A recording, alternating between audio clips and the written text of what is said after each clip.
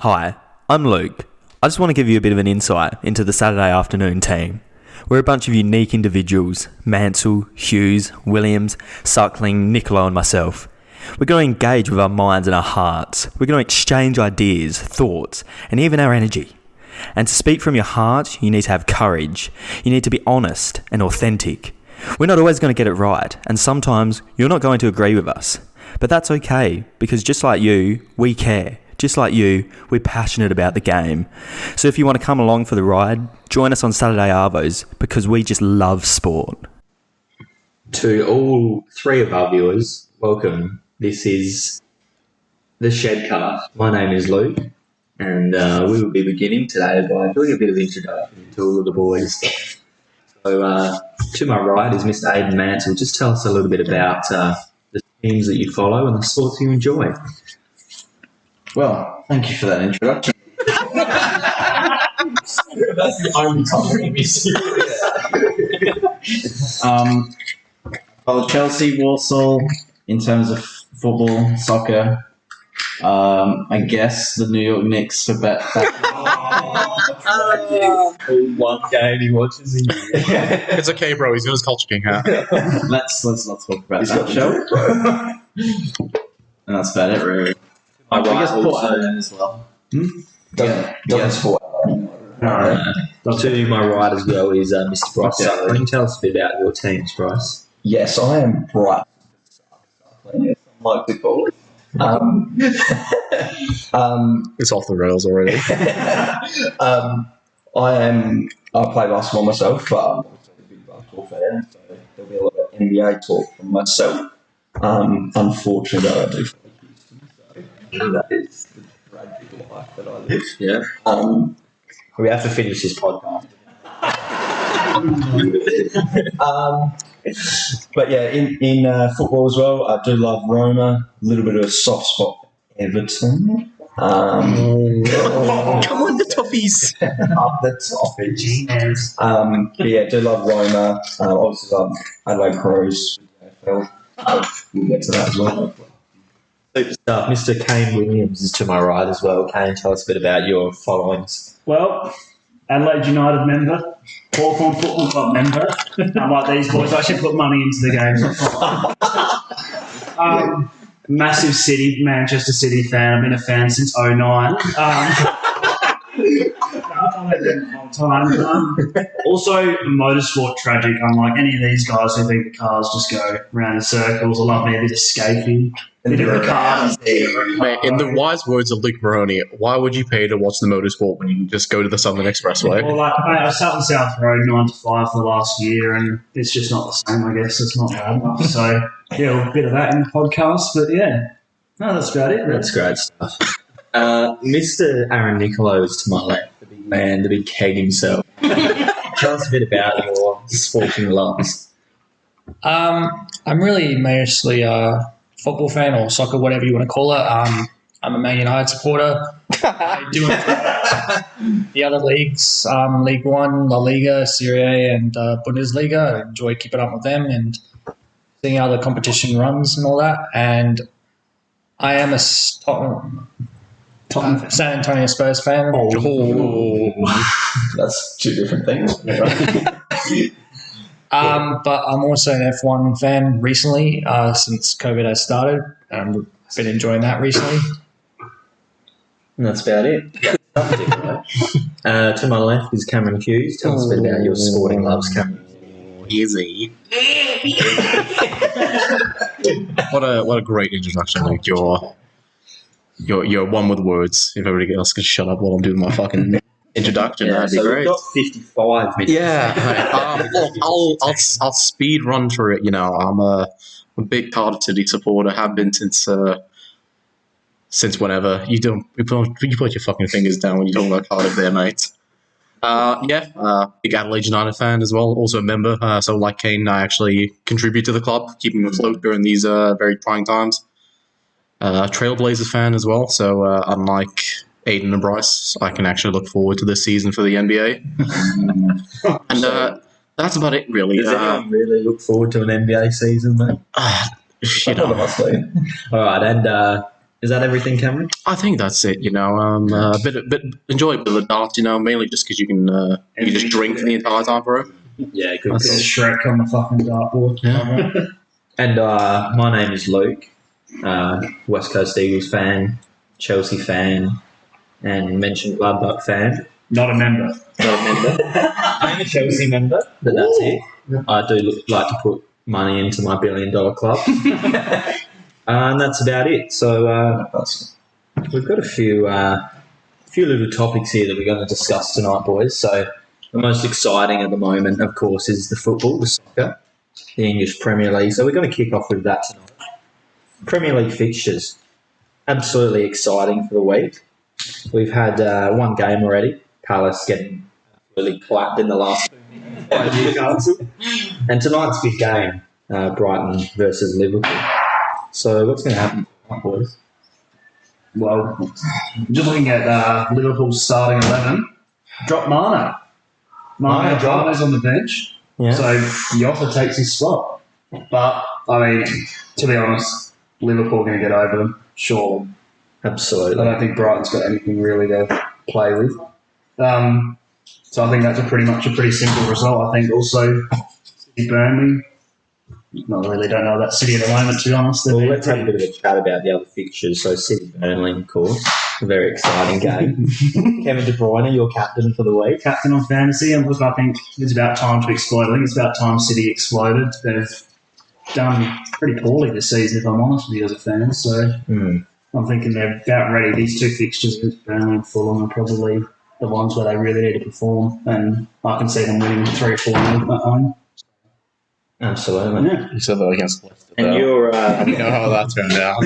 And what about your boys this week, Bryce? Everton. I know you're absolutely up and about for their game again. What are they playing this week again, Bryce? They do have Leeds. Oh, they're reading my phone screen.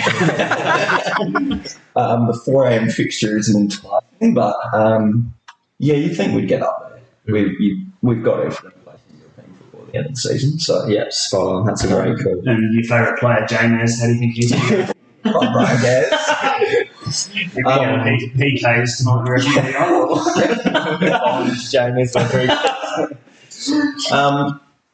Look, that's just a must win. But it should be a close game. Leeds have been quite good this season. There's not many teams that I can remember that have done so well coming straight up. Really good performance. Yeah. I mean, they're no Wolves a couple of years back. If there's a recipe for a high-scoring game, that's your... Yeah, absolutely. Leeds have been great for that this season. So, Everton are deplorable defensively, but going forward... No Digne either. That's the... Digne. And what about your boys this week, Mr. Aaron Nicolai? Southampton and Manchester United. What's the 4-1-1 on that side of 10? I'm confident that we could win the game. I know that Victor Lindelof may not play or Wan-Bissaka because they both, I think Lindelof has had a back injury recently. Mm-hmm. He's had back issues. I can't quite recall what the issue was with Wan-Bissaka, but I'm interested to see how Alex Telles goes at left back. I was excited when we signed him because I actually looked into him a little bit when he was at Porto, and he seemed like a very attacking type of player. He crosses the ball very well, and I think also Pogba's out and McTominay's out, so hopefully Donny van Beek will start, and hopefully we can. It's about time to get a start, I reckon. Yeah, I think after the Champions League game we had, he played very well. He had good encouragement, and I think we should win. Well, looking at your injury list, Wan-Bissaka, Bailly, Lingard, Shaw, Rashford, Pogba, Jones, McTominay, and Lindelof. A lot of players out, but luckily for you, you're a one-person team. Bruno rocks up. And also, to be fair to them, that's only like, 2 first-team players? Yeah. Not even. Danny Ings, though. No, Danny Ings, which is big for you, I reckon. I just want to say, though, I really think that we should have like a little bell for when Statman Aaron comes out. Absolutely. For when he looks into the players. I think I'm hoping Cavani starts as well. I think he has an opportunity. I mean, he's 33, but, he puts in the work effort. Absolutely. I can't believe he's starting at the moment with his record across Europe over the years. incredible goal scorer. I don't Has understand. Marshall got a shot on target yet? No, he hasn't. No. So he starts above Cavani. He has the same amount of shots on target this season as I do in Yeah. the Premier League. No, Pretty it's like a interesting target stat. in indoor soccer season. And for all 2 people in the world that care, Cardiff have Wait, I was just about to interject with this. so we got 18th Luton. in the championship at the moment. You're closer to going down than you are to going up. What's happening at the moment, Cameron? Yeah, you know, it's if I speak, I am in trouble. Look, mate, there's no other way to put it other than we're just shit, absolutely shit. I mean, Kiefer Moore, that's the bright side of the season with his big fucking Welsh brickhead putting in the goals. But yeah, it's gonna be a week for Harris. If he wins, I'm on his support train. If he loses, it's Harris out, boys. We gotta get us our 16th manager in the fucking 10 years. You're not that bad a club to be that low in the table. We're not. I mean, you're We're looking not at the absolutely clubs not. above you, and it's just like, It's been a poor start. We've drawn too many games where we should have won, Yeah. and also against Coventry, the goal we conceded was sort of nightmares to this day. It was only on Wednesday, so it's not been that many nightmares. And the big game tonight, Chelsea versus Tottenham. no, it's Tomorrow night, that's No. right. Dates are not massive importance, but yeah, who's going to be the winners on that one? I mean, Chelsea are always the winners because they're not Can top. we ask the way Can we ask Luke and Aiden before we? It's going to be a very interesting game. I struggle to see us losing without form up front. So If we can stop, Pringle. if we can stop Harry Kane, then we can stop Tottenham. That's my call. What do you think, Aiden, on the subject? Sorry, Aiden. Sorry, Joe. How can you stop Bale? Bale. How can you stop Bale when he puts a hat trick past you? There's absolutely no Probably chance. Bale's just The greatest player in Premier League player in the world. That's a weird way to talk about Didier Drogba. Yeah, dear. No, it's a good call. That was a Gareth slap for the Bale, audience. Son, and Harry Kane up front is very dangerous. But when you've got Son a big, Kane on. yeah, when you've got big bustling Kurt Zuma putting in the headers, scoring a header from halfway, I think we'll be fine. What do you think, Mr. Mansell? I don't know. It's like a good attack versus a good defence at the moment. What weird. It's almost as if we have this entire thing mapped out before we started. Absolutely not. So they're pretty well all the delicious fixtures in the Premier League Also, this one week. thing, whoever wins that game is my favourite for the title. We're getting to that. We're just going to cover. There's just a couple of delicious fixtures this week in the Bundesliga as well. I fucking do nothing. We're looking at the biggest fixture of the week: Union Berlin versus Frankfurt. Easy win for Mate, Absolutely.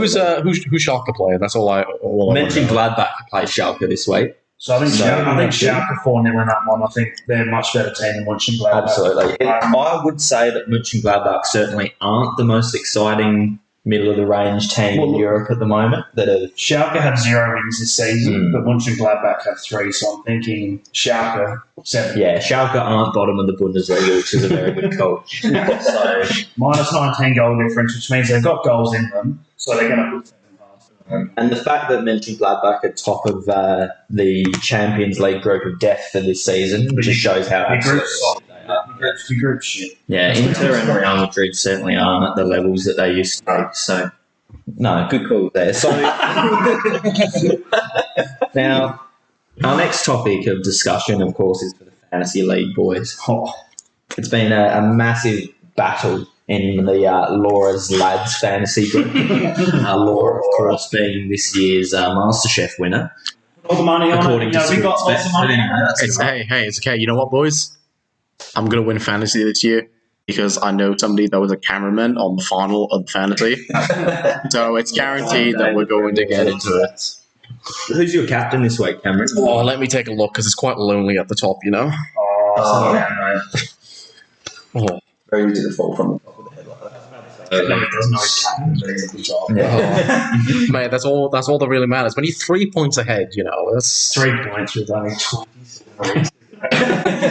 I can tell you right now, Luke, that my captain is DCL, Big Dominic Calvert. Don't say Lewin. DCL, it's not Against Lee. DCL Against Leeds, but you know what? Here's the twist. Also have Banford in my team because I feel it's going to be 1-1, and it's going to be DCL and Banford as the only 2 goals. What about yourself, Mr. Dick? Hello. I've got Bruno Fernandes as well. Yeah. You're languishing this season, mate. What's That's a going very on? good choice. What's Yeah. happening? I will be honest with you. You were odds-on favourite to absolutely shred Especially us. seeing as your part-time stats man. What's happening this season, Aaron? Why are you falling from the top? I don't know. I mean, I've just had games where players just didn't perform as well as I hoped, and Yeah, that's understandable. it. And you think a player's going to perform great, but they don't quite Perform great. step up to the table, I suppose. But Excellent insight. The fact- Sometimes the fact players my don't missus- do good. The fact my missus drew with you is a bit concerning. Hmm. She knows fuck all of it. I mean, it does help that her boyfriend's making the team. And your captain this week, as we said before, is Kevin De Bruyne. Kevin De Bruyne, taking the risk. Given Has done fuck all this season, but I reckon if we score 3 or 4 goals, he's going to get a couple of assists. You reckon you'll be able to get a few past the most boring team in football? I reckon so. I mean, if you looked at Tottenham last week, we had a lot of shots. Mourinho is just so well organised as a manager. is Mourinho even that good though? I don't know, ask Bryce, because apparently Mourinho is a good manager. That is one of the great. And Aiden, who was your captain for the week? Jamie Vardy. That's a great call. I've also gone Jamie Vardy this Against week. Fulham. Yeah. Oh, Yeah. To be that's fair, a good actually, choice. check he's still my captain from last week. No, you don't need to tell our 2 viewers that. We've lost a viewer. So, yeah. My captain also been Jamie Vardy, but so is my competition captain. So Who's everyone got that this was week? Who is everybody playing? Yeah. stressing about. For I've got at the least big a couple of weeks. Tom Glasbrook, so that's an easy 3 points for me because he has half his team out injured. Hello, Tom from Canberra, the most boring city in Australia. Yeah. You have a war memorial there, but you've never been to war. Very interesting. Yeah. Now, our next, That's the most I've ever learned about Canberra. our next big topic, and this is a very big topic, Premier League title contenders. We have to throw the question out there. Bryce, you're a bit of an Everton man. Do you think Everton can slide into that top position this season, or are they still just not strong enough? Peace. Look, we'll get to stuff so far too, but like to go up the inconsistencies, it's probably not going to get them where they want to be. Yeah. But as I mentioned before, European football would at least be absolute minimum you've got to get out of the squad. But yeah, you've got to talk about the usual guys, don't you? Tottenham, Liverpool, and Chelsea are obviously going to be pushing and running along, I think. Absolutely. I don't think there's any other team that would No, be It's not a team run by Pep Guardiola that could potentially, pick their straps. But No. If we just look at the top 4 right now, can anyone see Man City there? Or Can anyone see Man City in the top 10? Let's look at the games played, though. We're only about a quarter into the season, generally. Yeah. No, that's A lot of shit changes, man, over the course of... It does. I mean, I'm going to be honest, City have not been anywhere near the best. But they can start hitting their strap. The problem with Pep Guardiola is, and I agree with a bit of the fraudulent memes, one game style freaks out against anyone like Mourinho who has a really good tactical approach to the game. I agree, especially with Frank Lampard, who has been a manager for 2 seasons and creamed Man City. It's just proof that masterminds really can shut Manchester 6 City 0 down. Then you have a fraud like Surrey. What the hell? Let's not talk about that game. No, we won't. It's not worth staying up for. can I just state that even though Man City is 14th on the ladder, Sorry to interject you here. It's stat time. I just want to clarify something here. Yes, sir. Crystal Palace and Newcastle have already played this week, so they're both 10 games in. Mm-hmm. Every other team that's had 9 games played, except for Aston Villa, Burnley, Man City, and Man United. Mm-hmm. So if Man City was to win, they'd probably go up to 7th or 8th. Mm. And bear in mind, that's only 5 points off first. That's spot I on. think the thing is exactly right. Like, City have definitely not been their best and spinning their tyres at the start of the season. But if they win tonight, they're only a game and a half behind the top of the table. Mm. So what happens when they start hitting their strides?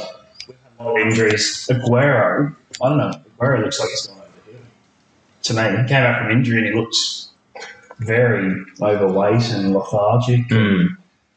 Yeah, I think that they need to go get a striker in the January transfer window. Who would you like at the forefront? I wouldn't mind a bit of Mo Salah. But this is a problem in January, though. You can't really lure anyone away from the clubs. Obviously, they've got the money. Especially if you're such a small club like City. Really hard to bring the players in. It's crazy. Like, who are you playing in the Premier League this week with Cardiff? We'll be playing United next season or City with the fucking shit form that they're doing at the moment. In the FA Cup. Back on topic, what about Manchester United? Are they a shout this season or are they just simply not good enough? I think there's a possibility, I think... Fuck off, are they not? Hang on a sec. Come on. Can I explain? Back in January, no one here, even myself, probably thought that was a possibility. It's still not a possibility. What are you talking about? To be top 4, for that matter. Mate, the wins this season, you robbed Brighton of a point because you somehow got a penalty after the final whistle. You got absolutely How is that outclassed by right? It wasn't Jose. our call, it's the freaking ref, man. Yeah, but Brighton still got wrong, mate. You can't call a penalty after the whistle has been blown. Like, yes, even if it is penalty, you can't blow the So whistle. the difference. Look, we're below you in the table. I reckon City have got 3 more gears to go to. I don't think United have any. Maybe You have to one think. more gear. You have to think about it this way, Aaron. Yeah. If Pep loses his job at Manchester City, he probably has a lot of other offers to go to. If Ole loses his job, then he has to go back to teaching in Sweden. So, But also at the start of this season, people discussed you possibly finishing top 3, maybe top 2. Do you even think top 4 is in the question with the form of some of the bigger teams at the moment? Like knocking out a Leicester or a Chelsea or a Tottenham? I'll be honest with you, I can't even see him knocking past a Wolves. Or even Arsenal. But that's the thing. How do you have a team that goes to Paris and beats Paris, but then comes here and... To be fair, it's easy to knock off some farmers. Champions League final. Yeah. What was the score in that Champions League final? It's 1-0. It was a boring final. Look, for me, I think Tottenham, Chelsea and Liverpool are your front runners at the moment. It just really depends on Liverpool's injuries. I think if Liverpool can get those players back and still stay at the top, near the top, They haven't. As much They've surprised. I hate to say it. I reckon Tottenham and Chelsea are the leading two. That's where I'm I leaning think to well. Tottenham are incredibly well managed. I don't think Chelsea is incredibly well managed. I think Chelsea have Frank the. Lampard's an all right manager, but I think the talent they have in that squad That's what I was going to say. I think is just too good. I think Chelsea is a better overall squad than Tottenham, but Tottenham's got the Mourinho I'm factor. telling you, I watched the City game because I actually get up early for the games. I'm like all these guys. And I have to say myself, as an expert on Tottenham, after watching the Amazon documentary and getting about 4 episodes in, I'm all aboard the Mourinho wagon. Get Look at Klopp's face on the screen. How the fuck did you get those veneers, mate? How much do they cost? They are some delicious fangs, aren't they? To be fair, he asked for Some Mourinho. delicious Deutsche Fange. I just can't believe he's dropped Mane. It's unbelievable. I thought Sean would slide. Hang on. I need to check one thing for Liverpool. Just Did he start against Atlanta the other day? Neco's in the team, boys. That's all I care about. I think you have to look at a team like Tottenham. If they get some injuries, especially to Kane or Son, then they're in trouble. That's what I'm saying to you. He's not Mourinho. happened last year. That's what I'm They saying. got injured and their form just went. Yeah. Yeah, but I reckon Mourinho's had an extra season in there and he's developed that mentality. Against City, they were incredible. We weren't getting the goal. And No matter how well we played, they were so well organised at the back. And look, their defenders aren't But world-class top players. But Kane, this is me being salty here because I've had to deal with people saying the Cardiff is for football. Possession wins you games. You got 80% possession. How did you not win the game? Because they there's didn't a score the player goal. on the wing for us called Riyad Mahrez, who is a fraud. Fuck off back to Algeria, in my opinion. The man doesn't know how to do a skill move to save his life. But I think it's just lacking that quality, you know, when you've got Aguero starting and those kind of like Sterling. Sane's a massive loss. Sane was a really good player for us. But I just think the problem is, as you guys say to me, it's Guardiola's ability to adapt. You know, you can't, once a team starts counter-attacking and cuts out his build-up play, the man has a fucking panic attack on the sidelines, gets the water bottle, skulls it, scratches the head. I think if you still had Arteta, you'd be top of the table. Arteta was the real tactical Let's just genius. see what Arteta's done with Arsenal, mate. They are they're just title contenders because incredible season from Arsenal. Aubameyang's been incredible. More game on the board than United, and they're even on points. Really helped me in the first few weeks of fantasy. Aubameyang, he was incredible. The goals and It's interesting when you look at their team. They're actually quite a quality line. They are a At Arsenal. Especially good that squad. the front three, you would think would be more than what they are. Interesting stuff. That. that's enough. Let's look at the rest of the table. Looking at the other teams, and it's just like Leicester. I think Leicester are a chance of top four. I don't think they're a chance of the title. Once again, I think United are going to win the Premier League. I think that's a ridiculous belief. I think that they potentially make the Europa League. I wouldn't even say top 5 if I'm honest with you. Yeah. I'd say top 8. But then I throw you this question: if Leicester is so good, then why couldn't they score a single fucking goal against a Liverpool back four that didn't have any of their starting lineup? I think that's the nature of the season. That's not even. I think It's Klopp. Oh, was Robertson playing? My apologies. Had one. Yeah, but I think we've had a lot of freak results this season. But it's the same as Tottenham against City though. Like you can't underestimate Klopp as a manager. Yeah. Like he set that team up perfectly to counteract Vardy and everything. Even if he doesn't have this quality players. I hate Liverpool, but Klopp's an incredible man. Oh, yeah. He's changed that club. They're going to be a great club for. They'll win one more title in the next 4 years before he fucked off to be the Germany manager. Yeah, you go to Michelin and he'll coach Mobile to a Champions League. What a man! Can we just give him a round of applause for scoring a penalty in the Champions League? Watching him at Cooper Stadium I remember- 6 years ago. I remember when he skied that ball over the crossbar from 1 inch out with no keeper in, and he's now scoring goals in the Champions League. On the goal line to slapping in a penalty for Michelin. I don't give a shit that it's a penalty. It's incredible. The man's What a journey! you know, obviously What not a from Adelaide, journey! you wouldn't know that his sister passed away in a car crash and all this kind of stuff in the last year or two. Holy fuck, that got dark So, really quickly. well, no, so it's pretty. It's a very tragic He's a story.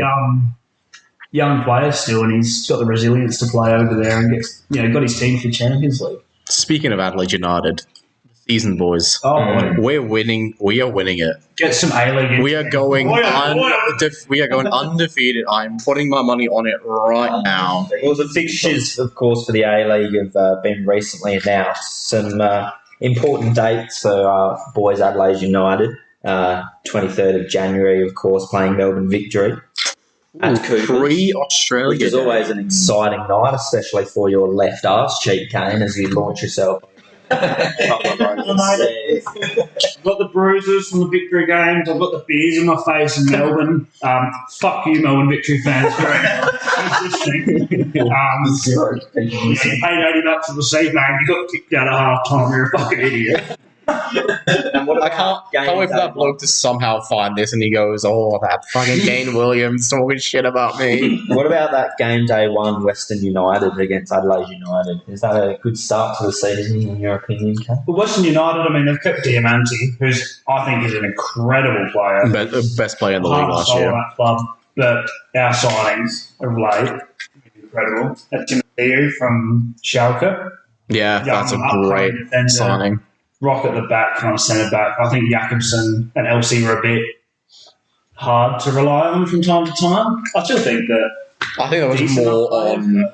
Fuck, who was our last manager? I've already forgotten. Vivek. Yeah, Vivek. Yeah. Like his just tactics and formation of just like the high press, like because they were such slow. Well, it's back to the Pep. It was too one-dimensional. But Yeah. I understand, like, Michael Maria and players like this were not playing.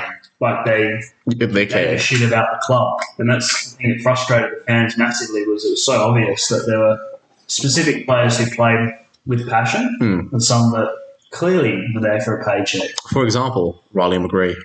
Well, Absolute passion. He fucks off every single time he does a good season in the A League. to be fair to him, I think he's taken a better career path this time. Yeah. He's gone to Birmingham City in the Championship, and I think that's a much better route to go through than I think he went to Belgium. And Club Rouge.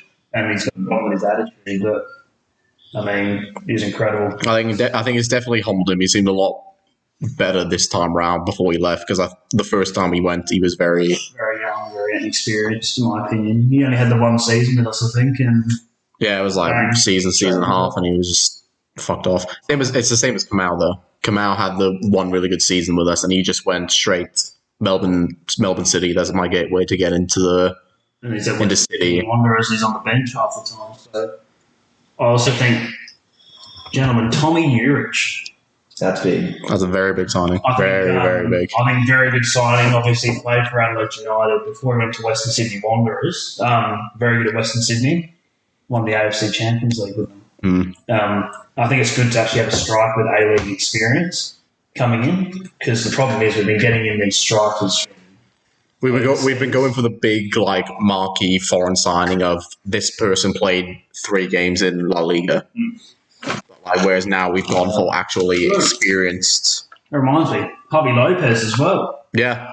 Experienced La Liga player. Shout out to Isaias, though. He's making that big money over in Dubai, wherever the fuck he is, and he's gone, you know what? I still love Adelaide, so let me get you a player. He signed Club my legend. FIFA 17. Man, he's like sitting listening to this.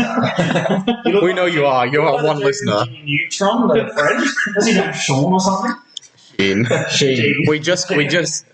We had an invitation to go on to Isaias to come on here, and you've just called him the fucking lanky cunt from Jimmy Neutron. No, you gave me the first tear-joking moment. When you scored that C Senor goal when I was in the stadium, I got a bit erect. I'm not going to. So, are you giving Adelaide United a shout this season, or are Sydney and Melbourne City just a bit too? I'm saying top 4. I don't know though, because Sydney has lost quite a few of their good players. Problem is the Indian Premier League just went, hello, Yeah, come look at our DHL boxes.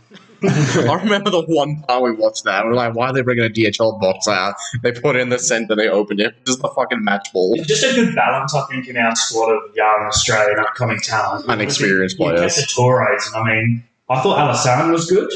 Boy, oh boy, Mo Torre. Yeah. Incredible player. He'll play in Europe one day. I think both of them will. Yeah. They're just such a level above at such a young age as well. But I'm putting us in for top 4. It would just See how we go first. It would just be interesting to see how Tommy Urich. I'm just looking at all the other squads, though. There's not that many more I can see that are better than us. Sydney are such a well-run club. They are what I would say every club in the A-League should strive to be, because they obviously do it. No club in Australia does fuck all besides Western Sydney in the AFC Champions League, but It's a salary cap, though. yeah. But But quickly discuss that. This is something I'm extremely sad about Western Sydney Wanderers. I mean, obviously you watch that first game with them in their new stadium, and you think they're going to be back to the old days of Parramatta. I guess it makes me sad that they weren't able to recapture. That is the FFA though. That is them for essentially killing the game for so many years of trying to like make it as brandable and market friendly for families. You look at those Champions League games when they run the Champions League and Parramatta, and it's just incredible. When some of your greatest players of all time, like Karen Bullock, were playing. The great Shout out Karen. You can always come coach our indoor teammate, like we discussed. So. What a man! Just the active. That was incredible. The active. They only had a quarter or a third of the stadium at Adelaide Oval for the grand final, and the atmosphere that they created just themselves was just incredible. Yeah, they were such an incredible set of fans. But then the FFA fucked it, and they went, you know what? Get out of here. I just don't understand it. Like, obviously, I understand there's violence in football, but there's so much more at the AFL and everything, though. though. Australians, we attend AFL games, and the violence is much worse. It's just heavily policed here based on the bias or like the views of overseas soccer. It's like SAPOL and all these other police agencies see Green Street hooligans and think that that's how all our fans are. So corrupt police. Yes, it's a good thing that none of us here would ever work for. It's a good thing that nobody here would ever work for such a corrupt organisation. I am staring directly into Kane. Elite policing unit. Say, Paul, this is 100% a joke. Please accept me. I've worked very hard for this. Please. Can I ask, what's the situation in terms of fan attendance? I would say that they would allow it. If they've allowed the AFL to do, if they've allowed the AFL to do it, then surely they'd be able to for. Yeah, like all the states. I don't think have they stated anything? Yeah, but they'll probably have like. It had to be similar to what the AFL did, and members and all that would get like designated raffle for it, and then any extra would just go on sale on the day. I think the spike at the moment has probably set us back a bit. Yeah. I think around the country, I reckon a great thing is places like even like Brisbane Roar are playing at Dolphin Stadium and these kind of smaller boutique stadiums. That's why it'll be really good for the A-League. That's why I'm looking forward to this season, because it seems that it's a lot more. I can't think of the word. Yeah, but like, the stadiums fit the club. Sydney playing at Jubilee Stadium. I think that's a great. It's not these teams playing in like 40 to 60,000 capacity stadiums, and like on average they're only going to get 10,000. So it looks bad. It's like, oh, there's not that many people there. But if you look like at a Cooper's, even when it's half full, at 8,000 to 9,000, it's still a decent turnout. Sorry, guys, we're the best fans in the league. We make the best atmospheres. Whoa. Friday night at Cooper Stadium is the best atmosphere. Mate, MacArthur have the cowbells. I don't think we're going to be able to compete this season. You have to commend the Wellington Phoenix fans as well. All three of them from coming over whenever they can. Socially distancing themselves from any travelling games. If you watch games of the Cake Tin, mate, they're pretty. They're pretty good. I mean, I must say, like, you've got to respect that. But, I mean, they're in Wollongong this season. Wellington, they're based in Wollongong. Oh, Wollongong finally have a team in the league. This will be the perfect invitation for anyone in Wollongong to attend the game. Yeah, absolutely. All I will say... the FA, they're called now. Oh, yes, the FA. They're not called the FFA anymore. I look forward to the FA Cup. Yeah, the FA Cup in Australia. Better than the FA Cup in England, I'll say that right. Super stuff. You are listening to the Shedcast, ladies and gentlemen. All two of our viewers. Thank you so much for being here. Sorry to interrupt you there, Luke, but you know what? We've got a sponsor. We do have a sponsor. You are absolutely spot on. It is First 4 episode. p.m. chocolates. You heard that right. 4 p.m. chocolates, delicious chocolates made by Mr. Mansell's Misses. Can you tell us a bit about 4 p.m. chocolates and what they're doing in our community? Well, 4 p.m. chocolates, homemade dark chocolate with a variety of flavours to suit everyone's needs. If you are looking at ordering some, head to Instagram and follow at 4 p.m. chocolates, and on there you'll find stories that'll tell you how to order. Absolutely. And I'm just going to personally say they send up a late block. aren't they? Well, I hit a heavy depression when I hit lockdown, but I just smashed one of the 10 blocks down, mate. I'll tell you what, straight out of the depression. Never felt so high in his life. I had erectile dysfunction. Chocolate. Now I am sane. I will just say though, before 4 p.m. chocolates, my wife and kids left me. After 4 p.m. chocolates, they've still left me. But the Tim Tam's fucking elite. So, Caitlin, we will accept the big fucking bag Didn't from you you. leave me for Terry, the accountant at Westpac? Fucking Terry. He's well hung, mate. You got To be fair, I do have a tiny cock, so it's... I do have a question now as we get back on topic to pose to Mr. Mansell. In regards to the passing of the great Diego Maradona. Very sad.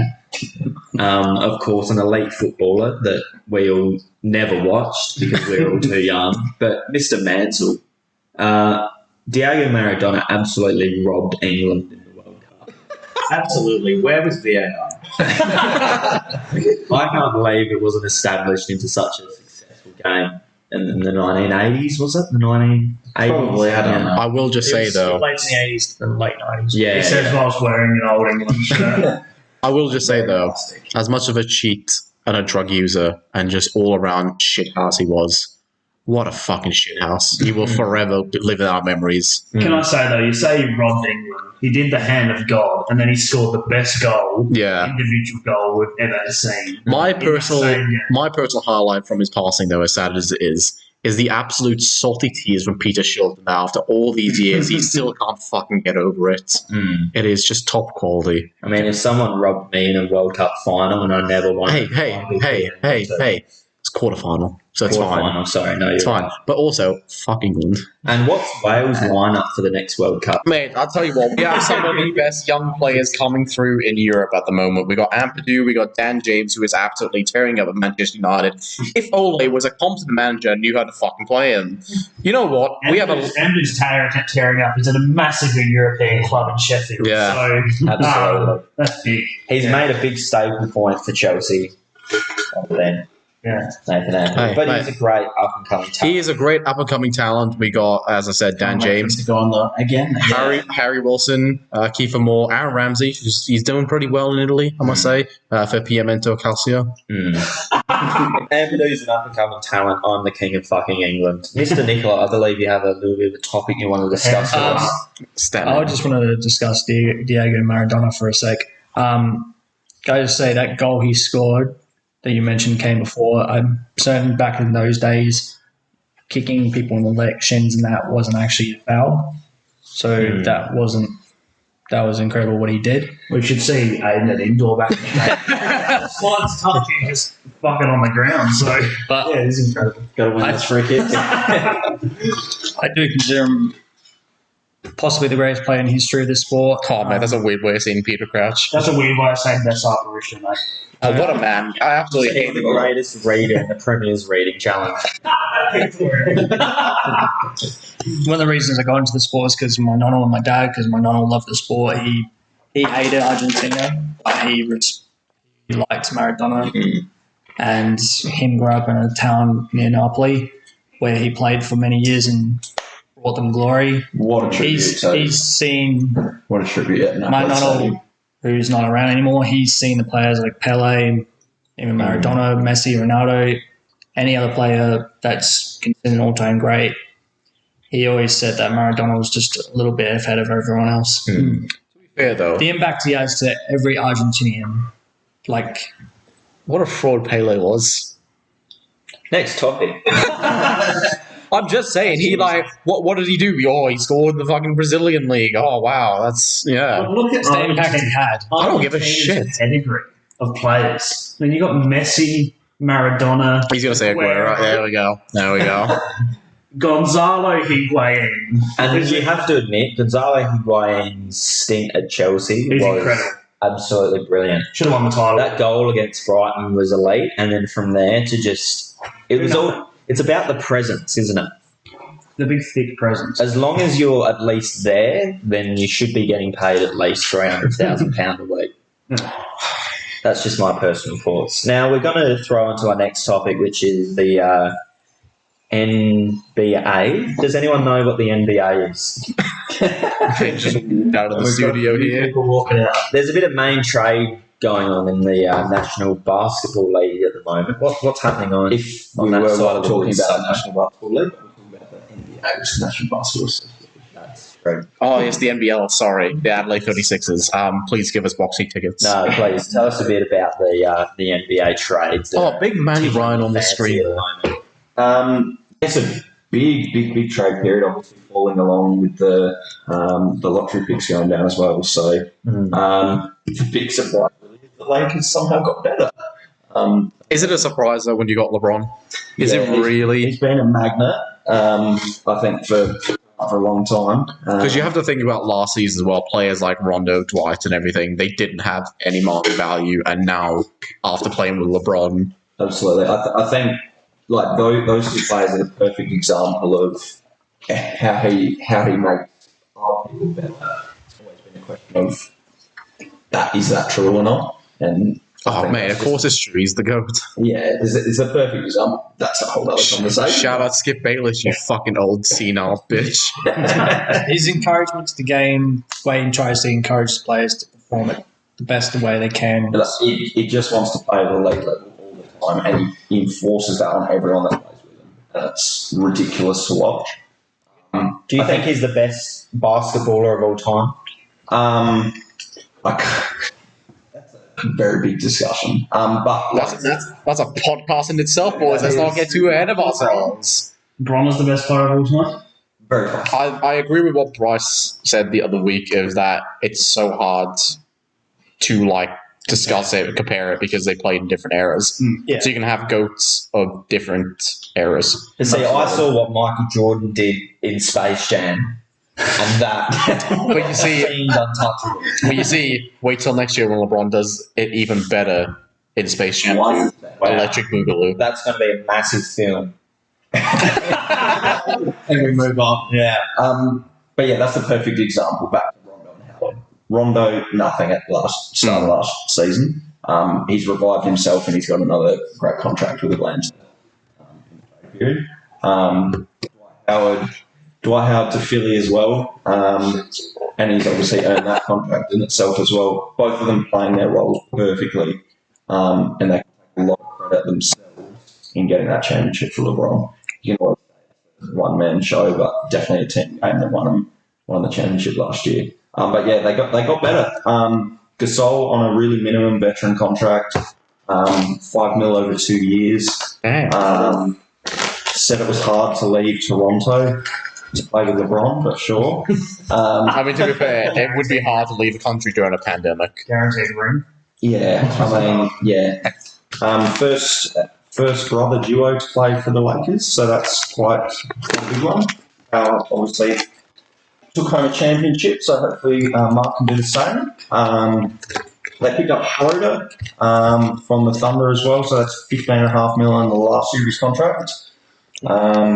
So that's another big pickup. Obviously, the whole of Rondo makes it even better. He's going to be a big scoring bucket off the bench. And then somehow they picked up Harold from across the road. So that's ridiculous. 19 mil over 2 years. So I think they've essentially replaced everything they've lost with players that can be better. It'll be interesting when they start up and set up, but I think it's going to be overall. Just a big trade to come out of it so far, I think. What about, I've heard rumours that Flight Reacts might be making an NBA debut.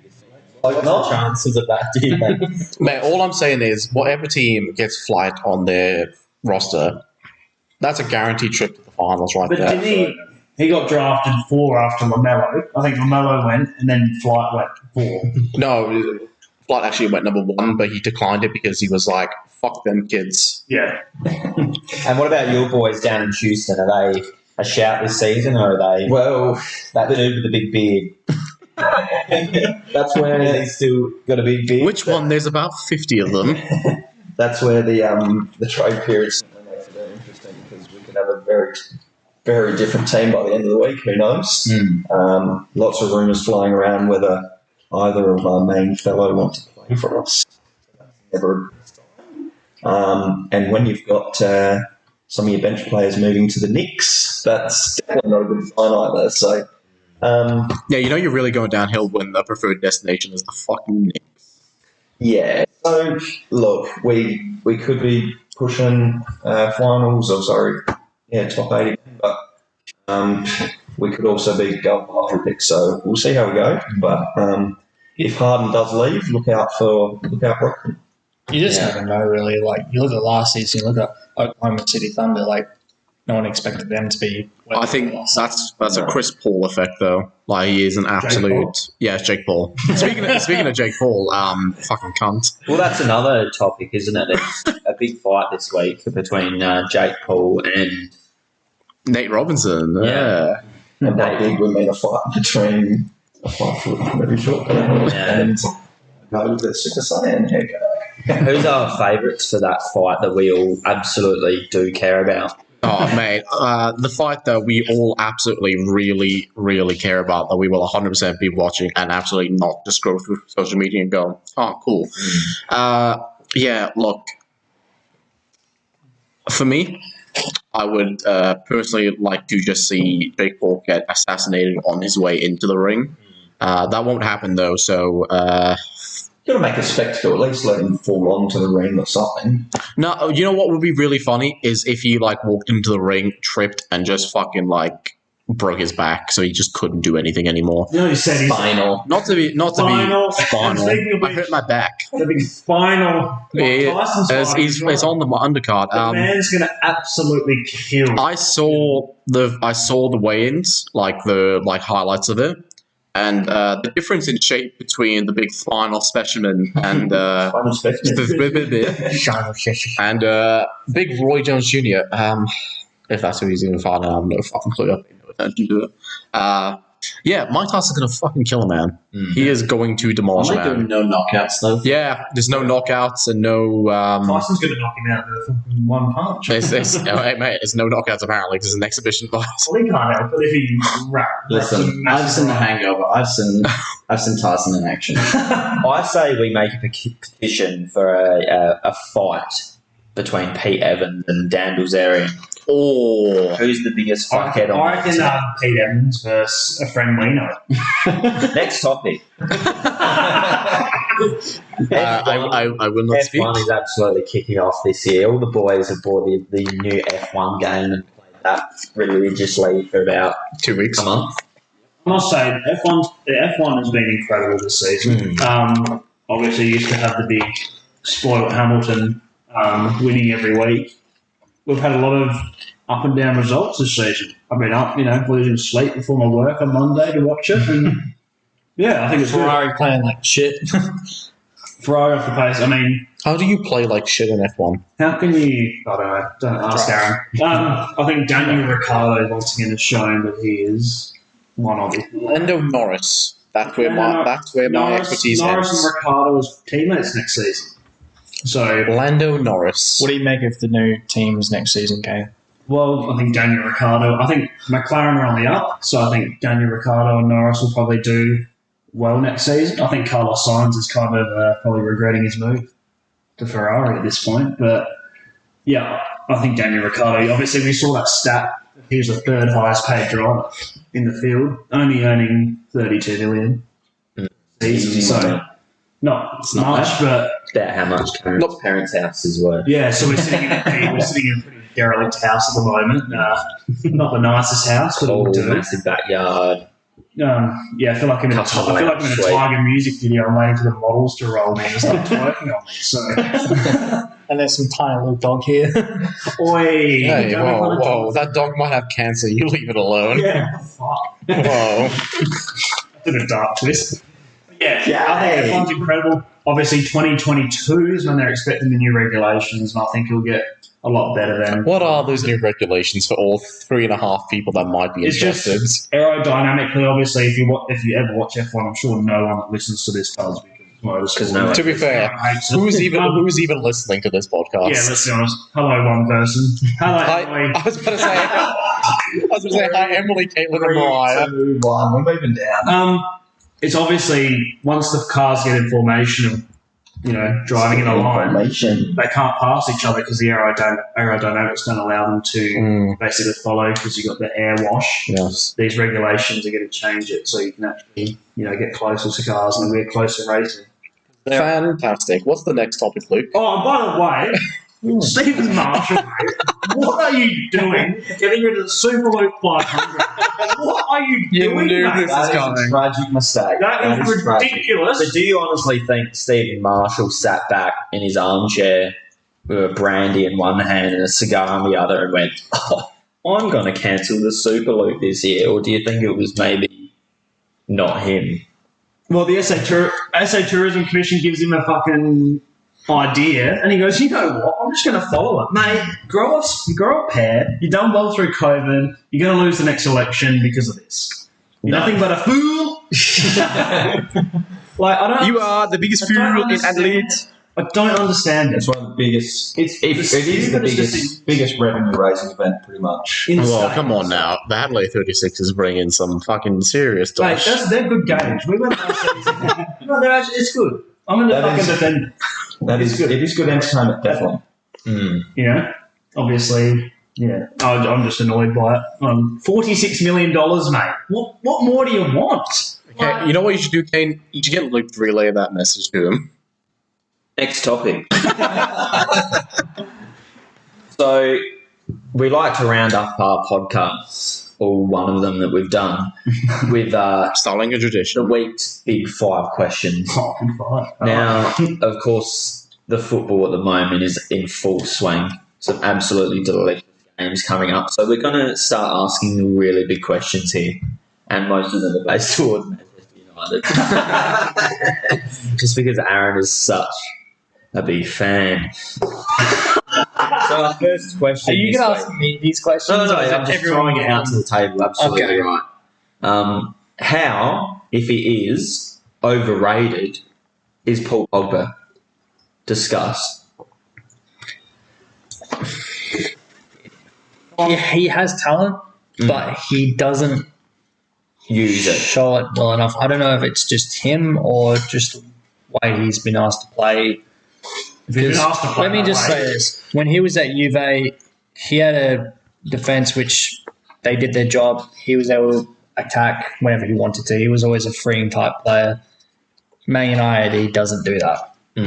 He can't do that. Like, I remember when Ole Gunnar Solskjaer came in, he would, for about a couple months when he finished the season with 14 goals and 11 assists, that was the best season he ever had between Man United and Juve. If he was able to play freely like that, I think he could be good. I don't know what the situation is in regards to why he doesn't perform like he did at Juve, but I would see potential, but I just don't know what to think. Do you think this is his last season at United? Well, I heard that they extended his contract by 12 months.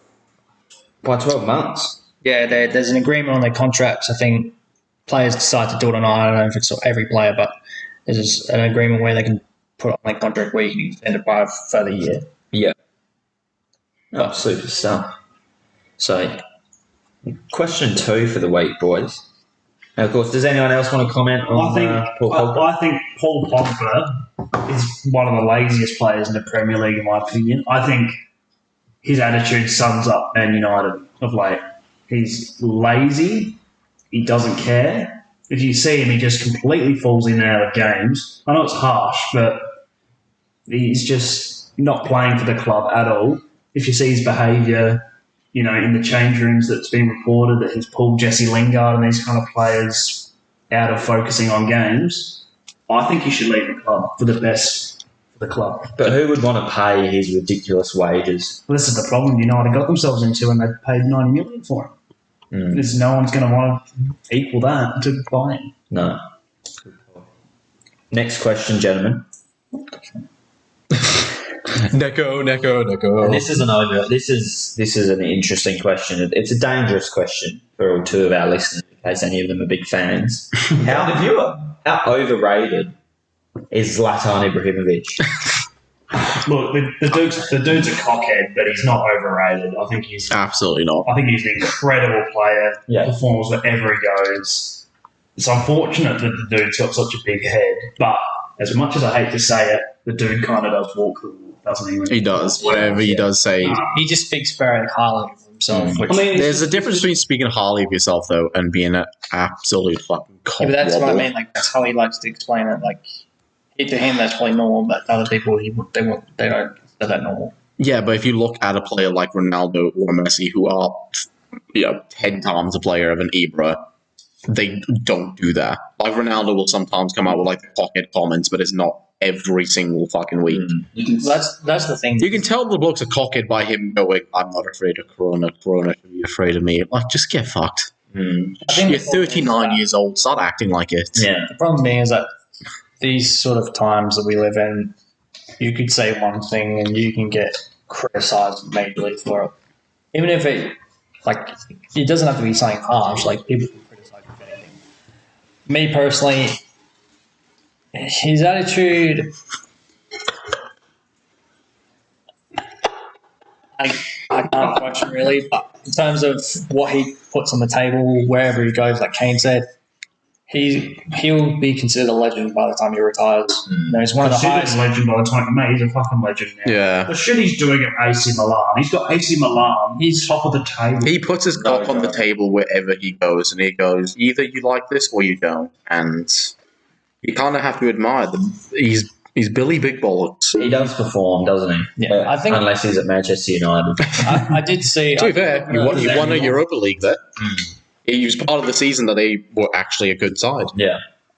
I did look at a record list of the highest scorers in world football. But I don't know if it goes back to like say the 1940s or below or whatever, because I don't know if there's a record of that. But I think at the moment Zlatan is the 11th highest scorer in history. Wow.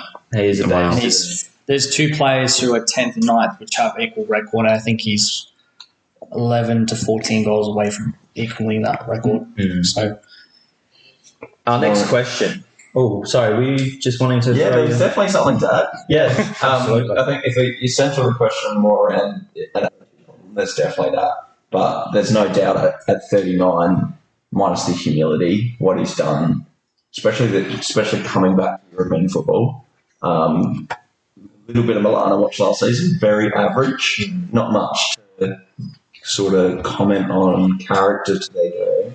A very mid-tier Serie A team, and now they're the dominant team. Like, he literally a presence on their field, and he's led them from the front. And it makes for a very good Serie A race, but we will get to that at a later date. We will. Next question, Jam. Of course, the Euro 2021. I'm going to throw this at you, Mr. Mansell, because you're the England man. Gareth Southgate might have a very big question on his hands. And that question is... Will he have a job? Mason Mount or Phil Foden? Who's the more exciting English prospect? I personally rather if he's going to have a job, because He will have a he job. won't. I think if he's going by who's had more play time this season, he'll go by Mount. Yeah. But That's not the question. But I put this to you. Foden's better than Messi. Look, I think I'm not going to be biased here, but if you watch Foden when he plays for City, the dude's fucking... I'm not going to be biased here, but let me be biased for a second. when Foden's having a game, he's like probably one of City's best players. Like, But he doesn't get the chance to play that often, that's all. Yeah. So I think that's why Mason Mount's probably going to play ahead of Foden. hey, you look at But if it depends. If City play more for the rest of the season, then he's got a chance. But at the moment, Mount's probably going to be ahead of him. Yeah. however, Phil, you clap that Icelandic girl's cheeks, mate. And that respect. You got in there while you're on international duty. And Nothing says I'm a legend more than cheating on your missus and ruining your child's life. and Inspiration. you look at England's depth in squad, like not just their attack, but their midfield, like their options are ridiculous. Go on. Hey, but that's every single time that a major tournament comes around. They go, "This is the best England squad we've ever seen. There's so much depth," and then they fucking don't do anything. See, this is a bit of a different England. Is it past though? England. I think it's because a lot of they these keep players have played together since like under like 16s, under 17s, under 21s, and they've gone through the youth academy. And they don't have the Pretty- separation and hatred that your Gerrards and your Lampards and your Scholes had towards each other because they all played for the juggernauts of English football. So I reckon this is a delicious English squad. And they keep the consistency going. I mean, you Yeah. look at 2018. They went to the semi-finals. Probably should have made it to the final. They had such an easy run in that tournament, though. Still, you made it to a World Cup. There is nothing Semi-final. easier about Colombia. Tunisia and Panama, Yeah, that's fine, And but Belgium. you still have to win the games. which they lost to, which is the one decent team that they came up Still made it to the against. semi-finals. Who did they lose to? Croatia. Croatia. They beat Colombia, Should have they been beat Croatia. Sweden, and they beat Sweden, who Didn't they beat Germany? almost beat Germany. Almost. I can't remember. If Cruz put one in the top of the net at the very end of the game. We're doing Remember that? Sweden and South Korea go through Yeah. because Germany Yeah. got knocked out. So- Hello. We've got Mo Salah! Sorry, watch the game. It's just the start of the game. Mo just looking a bit exciting. We are better than the kickoff, so True Geordie can go shove that on the shit on his chest. Come on. Our fourth question, and this is, for me, a very exciting question.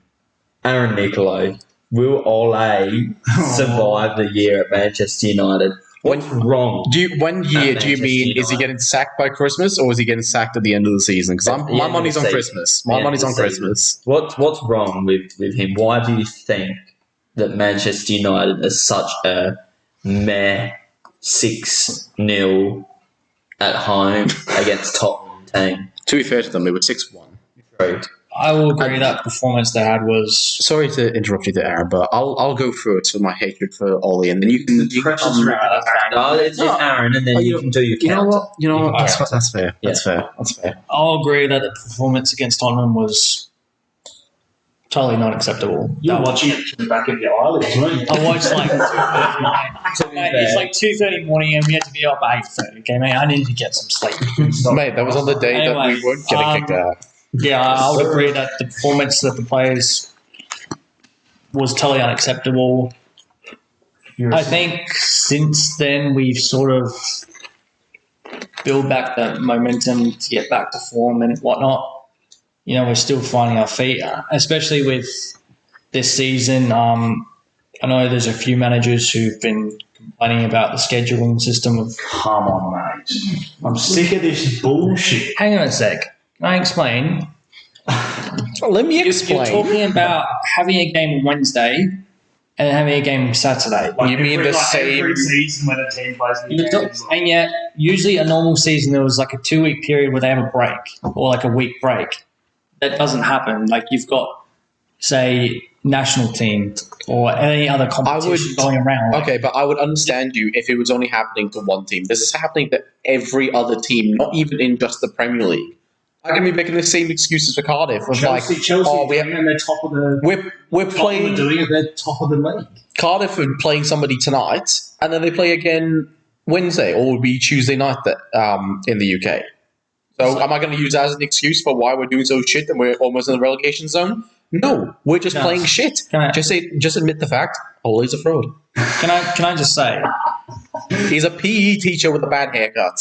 Can I just say? Does it matter at all, in your opinion, if say you were to play a Champions League game against, say, like Man City was to play PSG, and then they were to play Tottenham on Saturday? Yeah, Tottenham didn't play a game a whole week, but yeah, Man City had to play Wednesday and then play Saturday. That's the cost Is it- of making. That's the cost of finishing top 4. That was what I Do was you about to think? say. My question is: do you think having one team have a game and then them playing a few days later, where a team has a whole week off to train, impacts the result? When do you play Champions League games then? No, I'm not asking that. I'm asking It does it might impact? impact the Does, result. does the team that plays on Wednesday does that impact the result possibly in terms I mean, of fitness and whatnot and selection? Yeah, Comes but to They might. so- That's the top teams have the depth. That's the They're thing. The big teams are the big. So if you look, because we don't dance around the bush here, we know who we're talking about. Klopp, stop being such a little whiny little bitch. Okay, if you want to be able to compete and do what you did last season, which you got incredibly lucky that you had your entire first team 11 not get injured, you could play them in every single game. Get the depth. You can't just go, you know what, we're going to go into the season with the exact same team as last year and we're going to make 2 signings and that's it. And then you get hit with all the injuries that you have, which are incredibly unlucky as well, and you've now gone, oh, it's the fixtures, there's too many in one go, we shouldn't be playing this much. Mate, bring more players in that you can be able to do that. But coming back to Aaron's question, Man City more than likely are going to be having a midweek game as well. Your top tier teams that you're going to be competing against, all those teams have got a midweek game as well. And also with that argument, on the other hand, maybe not. So, But that's the thing. You actually look at United's losses this season. All right, Crystal Palace. That's a big no. This is what I was about to say, is that realistically, the teams that you're looking at playing that are going to be ended to have like midweek games versus non-midweek games, there's still 13 or 14 other teams in the league that aren't doing midweek games or anything. So there's 6 to 7 other teams that will be having those midweek games. That's almost half the league there. So you can't be making those excuses of, oh, we're playing too many games so close together when almost half the league is going through the exact same thing. And then you're also looking at FA Cup games, Carabao fucking Cup games, or whatever it's called this season. I have no idea. There's so many things. I think the sooner that you just admit that Ole is just a PE teacher that somehow snuck his way into that job. How can you think that Ole Gunnar Solskjaer is appropriate for that job? I think it is disgraceful to the legacy and what it means to be Manchester United, having that man as your manager. They're just trying to go down the route of Chelsea. Yeah, not necessarily Chelsea. Just having a club legend as a manager. Yeah, but Frank Lampard has direction at that club. You can see where they're going. But also, Frank Lampard as well, he managed Derby, and he actually did a pretty decent job with them. He was actually in a competitive league. Ole, let's look at his managerial experience. He's been in the fucking Norwegian league for his entire managerial career. Wow, congratulations. It's really easy to beat a bunch of fucking ice skaters. He took over at Cardiff when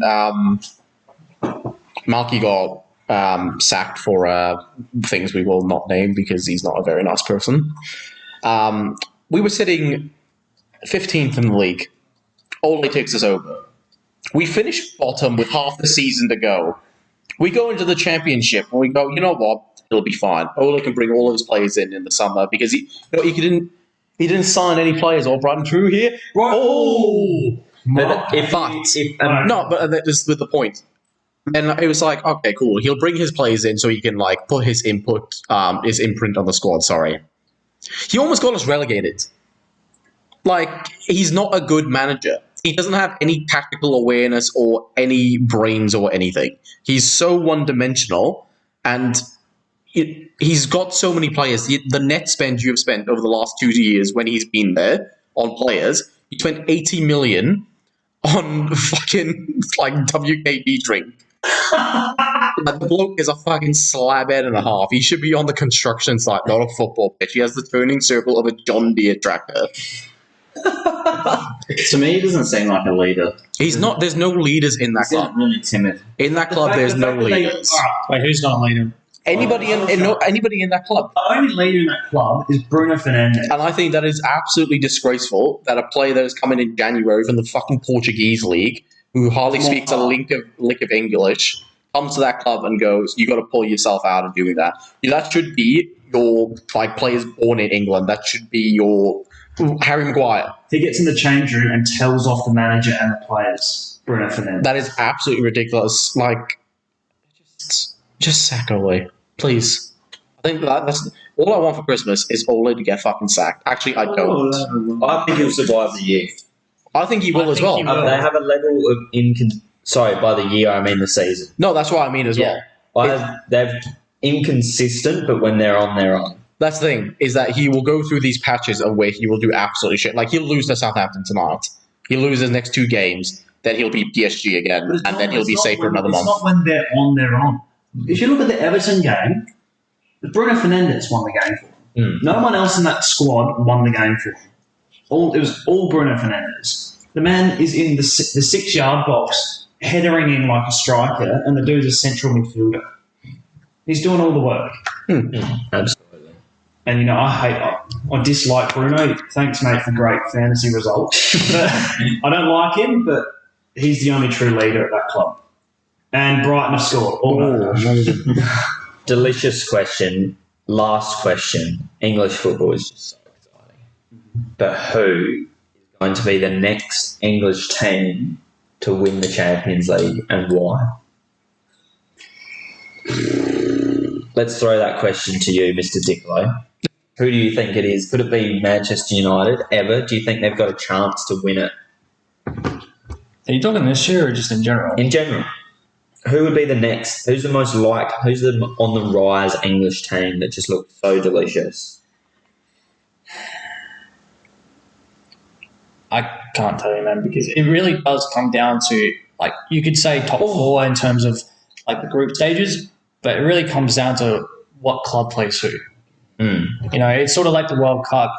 Some big teams get lower end, easier teams, and some big teams get big clubs. You can't really tell. Like, it's just You have to beat the best of them. yes, but what I'm getting at, some clubs are just more lucky to get teams which they're. If you don't play Istanbul in the final, you play like Bayern. And that's the thing. You have to get past teams like Lyon in the quarterfinals or Monaco, and those are really, really tough. To be fair, mate, that Monaco side that year was. That's another question that you pose. Maradona, of course, being the second greatest South American player of all time behind Falcao, especially after his spell at Chelsea. Pepe, Bernardo Silva, Bakayoko when it was good. Mendy. They had a good squad.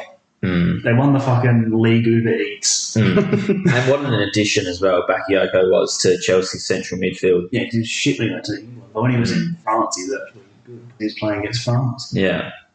So, what about you, Cameron? Who's your English pick for the Champions League? Cardiff. Oh my God. A Welsh team, ladies and gentlemen. What about yourself, Mr. Mansell? At Chelsea? A shout over the next few years? Can I actually give my real answer? Yes. No. I believe it will likely be Chelsea. I think Big Frank will get the job done. Mourinho will be too inconsistent with that golden side. City just will never get past the semi-finals. Especially when they come up against Buck in the quarters. What about you, Mr. Mansell? Chelsea a shout? I don't know. I don't see Chelsea close to winning it anytime soon. I think for me, it'd probably be Liverpool. I feel like the Champions League is their cup. Yeah. Even with the defence issues they've had, like in terms of injuries. But just in general, I could see Liverpool potentially winning it like next season, even if they come back full strength. No one else is winning this Champions League this season than Bayern Munich. Yeah. They're so much better than every other team in the world. Team of the world at the moment. Lewandowski? Yeah. Lewandowski? This year's Ballon d'Or win. Oh, wait. That's not happening. No. You got robbed of that. Speaking of getting robbed, screw the Grammys. No Harry Styles or The Weeknd. Absolutely. What I'll say, Nominated for 3 Grammys. Oh I no! want to say my thing about this Champions League thing. I would have said City this time last year. The signings we've made, I feel are panicky and really not the standard. Are you A City side that wants to win a Champions League. So I'm unsure. I think it has to be. Once again, I can't see Chelsea being consistent enough to win a Champions League in the next couple of years either. You can't see Nathan Ake leading you to a... No, and that's what I mean. Like, to me, that's a panicky signing that doesn't make any sense. I think. Obviously, you lose company. I think it's one of the best centre backs in the world at the time. So you can't really replace him, can you? Well, we wanted Koulibaly, but the dude fucking wants to stay. Napoli and do nothing because Callahan doesn't play there anymore. So, I think Chelsea are probably the second, or Tottenham. I think Mourinho can. Never win a Champions League. No, I think they do. I would neck myself. What about the toffees, Bryce? Are they? Not the Toffees, That's but the I was Toffees. going to put my cards a bit more towards Tottenham, I think, especially if you've got how close they got. No one thought they would last season. You just never know if they're going to do it. They could do it in the next couple of seasons, but I think we put money where the mouth is. Chelsea, not within the next couple of seasons. The more time we give to Chelsea to develop, I think that's where the money will go. They've just got, in my opinion, Tottenham got better leaders. Tottenham got a better leader And as a that's where- manager, and Harry Kane is the best captain in England, not in Europe. And that's where they could put it together. It has to be a good bunch of games in the Champions League, but they could put it together like they did last year. They were almost there. It's a couple of games short. See, I think for a team like Tottenham, you should try winning like a League Cup or an FA Cup before you. A cup, that's a good point. Yeah. Yeah. You should try winning. Empty. Yeah, before you concentrate on Yeah, but it'd be like that. on the big ears. I think it could be the Tottenham, Liverpool, Chelsea, Man City, and Man United. My only problem is consistency because look at last season compared to this season. You look at all the teams where they finished last season compared to now. No one would have predicted where the teams are currently, even though we're 9 games in. You look at where some of the teams are sitting now, like Southampton, Aston Villa, or say Man City, unfortunately, in 15th, 14th. You just can't tell, because all of a sudden there could be one team that's underrated or under the radar, which would just off onto the plate. You can't tell, and especially say Man City's situation where Sane had left, that was a big kick in the guts for them. Yeah. If it was any other club, you can't predict it. It's just, I guess it comes down to. We might have a penalty on it. We've got a penalty. Penalty for Brighton. Oh, What a good way to finish the pod. As we load up into the penalty, just our last little topic, Janet. I believe there's some multis floating around this weekend. Hughesy, have you got a multi? Multi of the week, We're not boys. going to name who we're doing our multis through due to our legal issue. But if that company would ever like to sponsor us, just know that we are on that BS sports bet. Anyway, so my multi this week, the potential winnings I've got is $18,133. That's a great shout. It's a very great shout. And here's what we got, boys. This is the multi that you should be putting on, even though by the time this episode goes out, it doesn't even matter. You got Liverpool to beat Brighton, even though Brighton are about to score this penalty. You got Manchester City to beat Burnley. You got Cardiff to beat Luton, even though they've let me down Hold for the past 3 I'm weeks. calling it Right right now. now. For a chip down the He's going to centre. miss this penalty. He's going to chip it. You got Watford. Look at him. He's so cocky. He's going to miss it. Boy, Oh my goodness. He goes, I'm going to need it from 4 yards And next look time. at Harry Thank you Potter very much. writing the notes down. Continue that multi. Yes, anyway, so that was something. Yeah, you got Watford to beat Preston. I've gone for a draw between Everton and Leeds. Oh, interesting It's call. very interesting. You know what I've also done? I've also gone for a draw between West Brom and Sheffield because that's going to be a boring 0-0 game. Yeah. Controversial one. I say controversial, but it's going to come true. Southampton to beat Man United. It's going to be a 2-1. Yeah. I did that because I thought we still had Danny Ings, and I realised Danny Ings is out until fucking December. But anyway. what did he do? His fucking leg or something. He's a footballer. I don't know. You got Tottenham to beat Chelsea. I've got a What's your feeling on multi that this one. week, Kat? And hang on, and I've got Leicester to beat Fulham. Nice. And I also have Wales to win the Euros next year, so that's just a little extra something. Money on. I didn't have a chance. I completely forgot.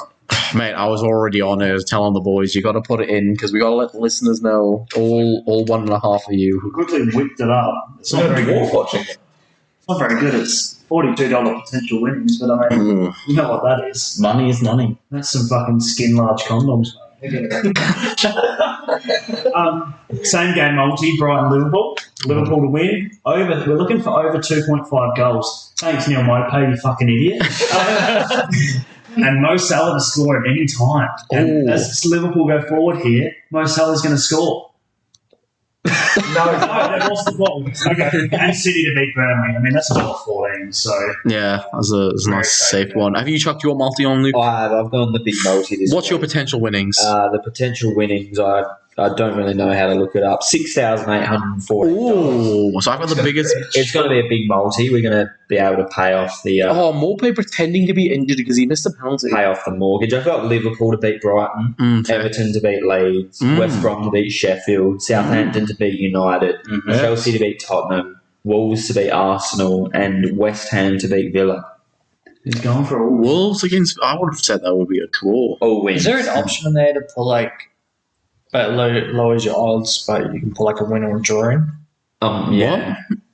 I don't understand this bet jargon. I just go, yes, this team will win. Substitute it. Ladies and gentlemen, thank you for listening to the first ever episode of Shedcast, all two of you. It's been an absolute pleasure to be with you. Hi, Mum. And we'll speak to you all next Wait. time. Oh! Join us next week for when we do the Foodcast. Oh. You know, if you Come on, Shed House. Oh! It's Shedcast.